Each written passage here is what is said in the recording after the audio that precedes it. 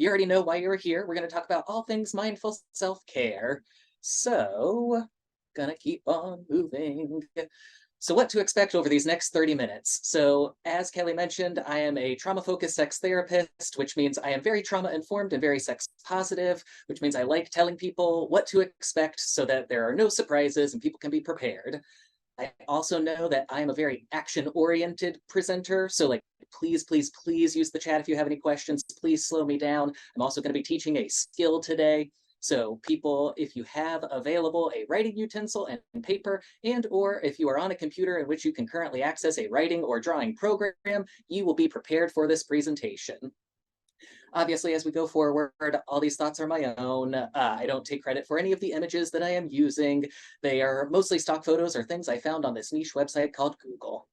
So let's begin. So if you missed the first presentation, I'm just going to do a quick review and we're going to talk about all things stress. So stress is really any reaction that is physical, mental, emotional fatigue that we are having in responses to various things.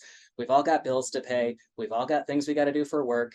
We all have people in our lives that we have obligations towards. Some of us deal with medical problems. We're living in a world and many political climates that are not going the best recently, and we're approaching the holiday season. It makes sense that we're experiencing a lot of stress recently. As you've probably heard, there are 4 common responses to stress. So first, you can confront the stressor, that is the fight response.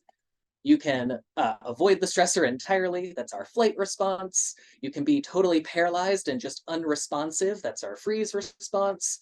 Or my favorite one, you can accept the stressor and just say, fuck it, it's gonna be what it's gonna be. This is how things are gonna go.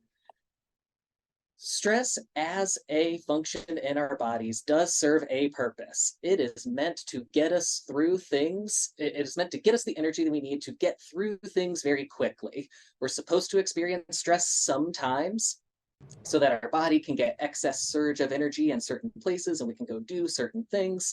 There's this idea of distress versus eustress. So eustress just means positive stress. Think of when you go to a first date or if you're about to get married or have a kid. These are stressful experiences, even though they're around joyful events.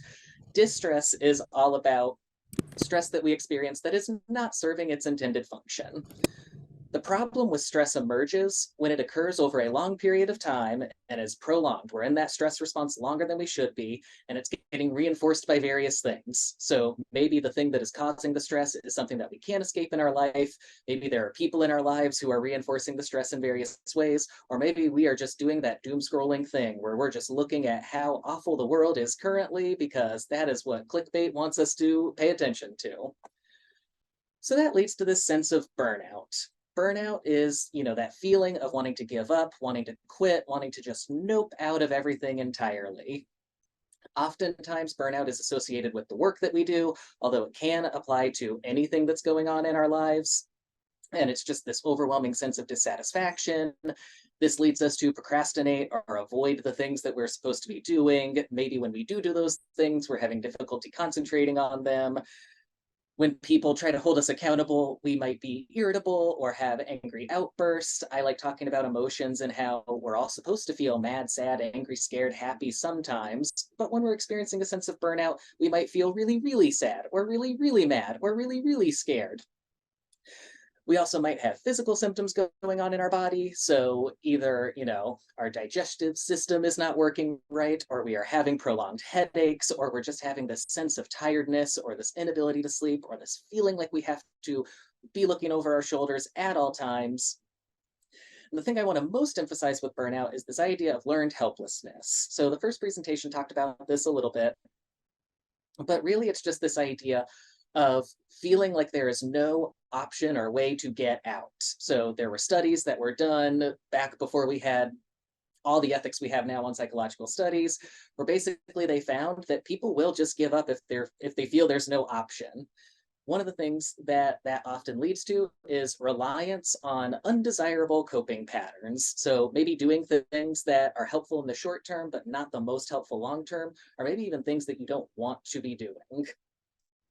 So All of these symptoms might sound very similar to things like depression, things like anxiety. Wouldn't you know it? Mental health stuff, it all kind of overlaps with one another. The Venn diagram is really a circle at the end of the day. Your lived experience is valid, regardless of what medical professionals are labeling it. The image that I like to use here is one of Spider-Man, because every single movie, he's just given up and quitting, even though he's Spider-Man. He's supposed to be one of the best of us. He's supposed to be the one to save the day. Even he experiences this burnout. So you might be thinking, yeah, I feel so seen right now. This is exactly what I'm experiencing. What should I do? Well, you're going to need three things that I'm going to help prepare you with today. First thing, you're going to need your mission statement. Then you're going to need your self-care wheel. And lastly, you're going to need your community. So the next portion of the presentation is going to cover all of these topics. So going back to our good friend Spider-Man, I like the idea of a mission statement as something that grounds us in the work that we are doing when we're experiencing that burnout, that depression, that just overwhelming sense of just giving up, whatever that looks like for us. Spider-Man has one of the most famous catchphrases ever, that with great power comes great responsibility approach. That is the thing that keeps him back at the end of the day, going into that third act in the movie, saving the day as best as he can. So what I would like everyone to think through, if you have your pen, paper, or writing device in front of you, is think about what is the message that you want to say to yourself during those times when you feel really low and are feeling that lack of energy and are experiencing that depression. This mission statement should be something that inspires you, not other people. So making sure that it is something that is as meaningful to you as possible. Do not worry about what other people might think about it. It's not for them. It's your mission statement. Yes, even if you are not an organization, people can have mission statements as well. When you're writing your mission statement, think of three different things. First, what are the things that you've been successful at in the past, or what are the gifts that you bring to the work that you do, or to the people in your lives, or to other things that you have an obligation towards? What are the things that are already going well? Then you want to identify what are the things that you most value. What about your work, your life, your environment, your community is important to you? Are you somebody who values, creativity over money, or money over creativity, or, values independence versus collaboration, or vice versa? All values, as long as they work for you, they will work for you. And then lastly, you want to identify what's your goal. So what's the thing that you want to accomplish in the short term? What's the thing that you want to accomplish in the long term?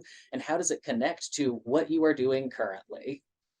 So I'm going to share a little bit just about my personal mission statement. So really my mission statement boils down to this idea of sexuality should be celebrated. That is my with great power comes great responsibility. At the core of my practice and all the work I do, that is the thing that I most believe in.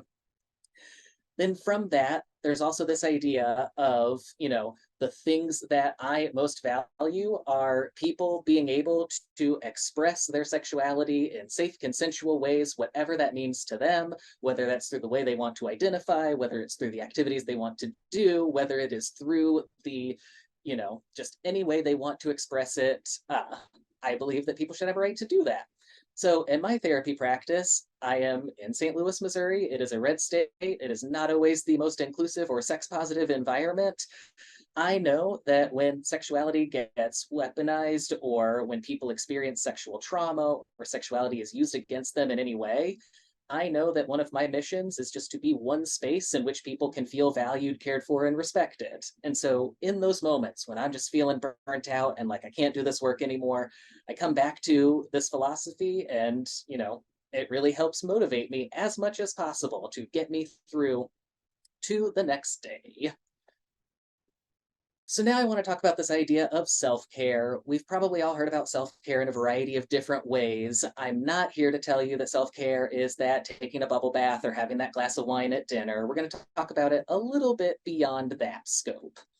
Self-care is really any strategy that helps regulate our bodies, our emotions, or alleviate some of the stress, anxiety, depression, tension that we are feeling. The thing that people often get wrong about self-care is they think that that self is about their own personal responsibility, this idea that they have to do the things themselves, when really you should think about self-care as being the needs that are important to you. So I can come with an entire list of things to do as self-care, but I don't know if any of you are going to value those same things. Really, I would just be giving my list of self-care and hoping for the best that it would work for you. The thing people also get wrong is self-care is not always fun. Like, it's not always the, hopping online and ordering something super expensive because it makes us feel good and we deserve it, or like eating food that maybe isn't the best for us. Sometimes self-care is scheduling that doctor's appointment that you've been putting off for a really long time. Sometimes self-care is getting up and running that errand that you do not want to do because it is holiday season and the lines are out the door at most places. Self-care also covers a lot of different facets of our lives. So here we have listed just the different physical, emotional, social, all of the different components that might go in. I would encourage you to, take a little screenshot of these 8 really quickly, or just keep in mind these different domains of self-care because you're going to need them for the next activity. What I would like everyone to do, and since I can't see anyone, I'm going to imagine that everyone is just following along and being the most energized and enthusiastic participants. I'd like you to draw this image. It's just 4 intersecting lines. So up, down, and then diagonal across both ways. Around each of these 8 lines, I want you to put a different type of health or area of your life, whatever that means to you. So the 8 that I've put here are mental health, physical health, work life, living space, relationships, social life, sexual health, and creative hobbies. These are the ones that just stood out to me when I was making this. If you want to have additional lines, you are welcome to do that. 8 is just because it looked the most balanced. And please feel free to ask me questions in the chat because sometimes this can get really confusing really fast, but I'm going to do my best. For each of these lines, what I would like you all to do is treat each of the individual 8 lines that have emerged as a rating scale. Closer to the intersection where they all overlap, that's 0. Closer to the word that you have written, that's 10 out of 10. 0 means you are not at all satisfied in any way, shape, or form. 10 means you are the most satisfied you could possibly be. So I'm just going to go through and give an example. So mental health currently, my mental health is okay. It's a stressful time of year. Like, I'm more satisfied than not. Maybe it's not the best it could be currently. So I'm going to put it around there. Physical health, ooh, I've been eating too many sugar cookies lately, and so I have not gone to the gym as often as I would like to. My physical health, it's not doing the best for me right now. Work life, it's the end of the year. I got to worry about tax stuff. I got to wrap up everything with clients. Like, it's good, it's not great, it's about in the middle. Living space, my apartment is organized. I can take great pride in that. My living space is one of the most peaceful spaces I have in my life currently. My relationship is also going incredible. My partner is amazing, super supportive, love her to death. So 10 out of 10 there. Social life, people have been busy. It's not through, it's not for any particular reason, but maybe it's not the best it could be. So I'm going to put it around there. Sexual health, 10 out of 10. And because this is being recorded, I'm not going to go into further detail. And then creative hobbies is still not what I would like it to be, but not the worst thing in the world. I'm being as creative as possible. So now that you've evaluated the different 8 domains that you have picked in your life, the next part I would like you to do is draw a line from the dot that you have put on each line to the center. The thicker that you draw the line means the more time, effort, and energy you are putting into that thing. So for example, I've been putting a lot of energy into my mental health. I've been going to therapy. I have been doing all of my therapy exercises and homework and trying to, balance my life as much as possible. I'm putting a lot of energy into that. I'm not doing much for physical health. So that's a pretty thin line. I'm giving myself December just off, and I'll, like everyone else, have a New Year's resolution in January. Work life, I'm putting a lot of energy into it. Like, is it the most energy I could be putting into it? Nah, I'm having that end of year fatigue like most people are. Living space, oh man, I am keeping that thing as organized as possible. I have a cat, she sheds like crazy, and so trying to keep things clean. Relationship, also putting a lot of energy into, so we've had a chance to have a couple date nights. It's going fantastic. Social life, I'm not putting as much energy into. Again, people are busy. Like maybe I could call people more often, but it is what it is. Sexual health, oh my gosh, so much energy. Not only busting out the toys, busting out the good toys. What can I say? And then creative hobbies, not putting much energy into, but putting some. So, give you all a minute to catch up on drawing your lines. Once you have your lines drawn, the last thing that you're going to do is you're just going to play connect the dots.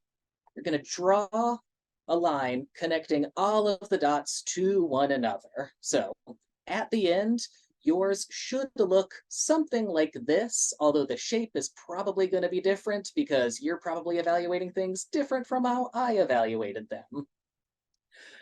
So take a moment, get caught up on that end, and then tell me what you notice.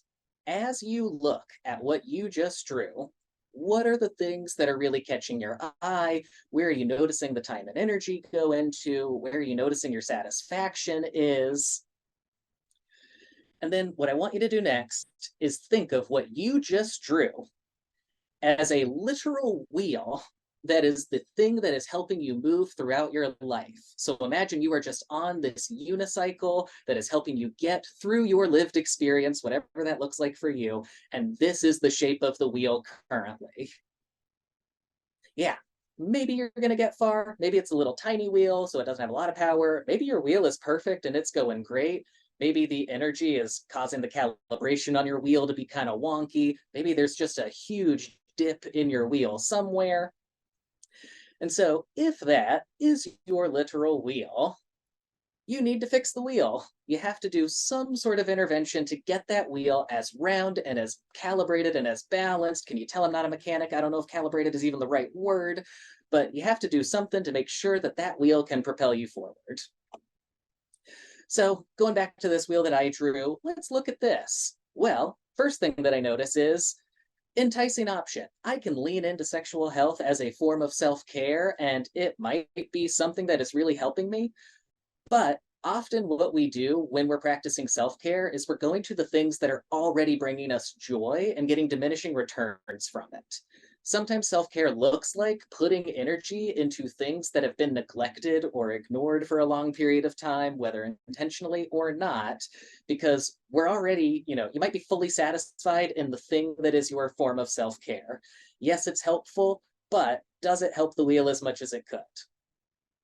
Now, instead, here's where the dip in the wheel is, that creative hobbies. That's sort of the lowest thing that I evaluated here.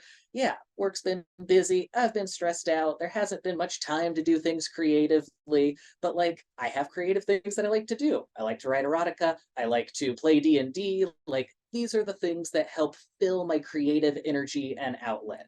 Haven't had as much time to do them. Makes sense that there's less satisfaction here. This is probably the thing that can most recalibrate the wheel. Now, another alternative option is physical health. It's where the other lower thing is. Maybe I just need to eat a dang vegetable. Maybe I just need to go to the gym. I need to do something to help regulate my body in some way, shape, or form. These are the areas that I need to expand further to make this wheel much rounder.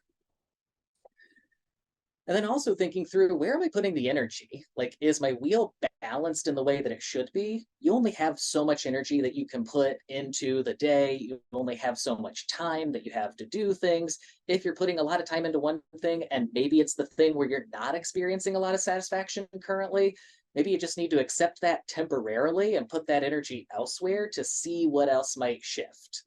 And so maybe I spend less time cleaning the apartment because I'm pretty satisfied with where it's at, and I put that energy towards going to the gym or doing a creative outlet, something to that effect. So here's just a quick tool that you can use as a mindful check-in with yourself of something you can do to evaluate what is going on in your life currently. Now, I know earlier I said I'm not just going to give a list of self-care options, but I will acknowledge that sometimes people like lists to get inspired in order to figure out what they would like to try or attempt. So here's just some common things that might help expand your satisfaction or help you address whatever that self-care deficit or need currently is. So, like mental health, maybe you reach out to a therapist, or if you have a therapist already, schedule an extra appointment, or maybe schedule an appointment sooner than you typically do.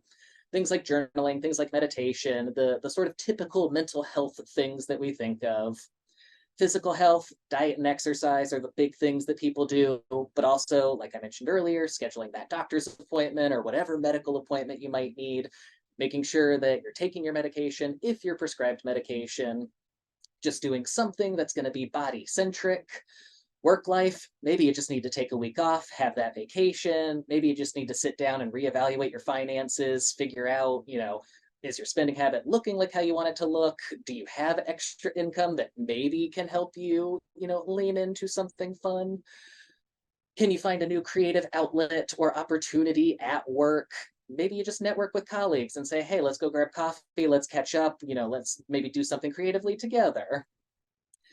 Living situation, redecorate, reorganize if you haven't already decorated or organized, clean up your living space, or just give yourself permission to exist. Like sometimes self care is that vegging out on the couch and eating the bag of potato chips while you binge watch, 8 hours of whatever streaming service is the flavor of the month today.